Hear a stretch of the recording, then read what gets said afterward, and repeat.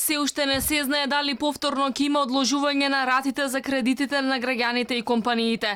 Банките ги прават конечните пресметки и преговори со Народната банка. Финалната одлука неверојатно ќе се донесе следната недела.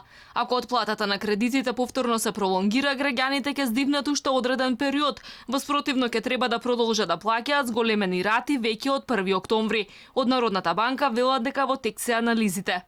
Постојано го следиме развојот на случувањата и при тоа секако подготвени сме соодветно да ги приспособуваме политиките и навремено да реагираме во согласност со нашите надлежности.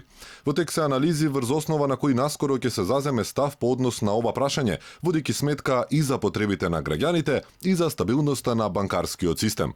Банките немаат заеднички конечен став околу ова прашање, но велат сакале да им излезат во пресрет на граѓаните. Членките ја разгледуваат потребата и можноста за натамошна помош на населението и стопанството, но во овој момент се уште не е заземен конечен став. Македонската банкарска асоциација е целосно посветена на изнаоѓање на решенија за надминување на проблемите предизвикани од оваа криза. 70% од граѓаните веќе се одлучија за опцијата пролонгирање на ратите, но поради најавениот нов бран на заболени од COVID-19 очекуваат влошување на финансиската состојба.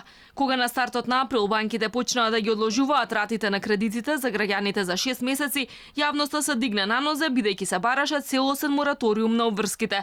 На населението му пречеше тоа што банките пресметуваа камата за време на 6-месечниот грејс период. Банките се правдаа дека тоа е редовна пракса. Луѓето негодуваат дека од октомври ќе враќаат поголеми рати за кредитите. За кредит од 15.000 евра со рок на отплата 10 години, ратите од октомври ќе бидат повисоки од 2 до 4 евра месечно.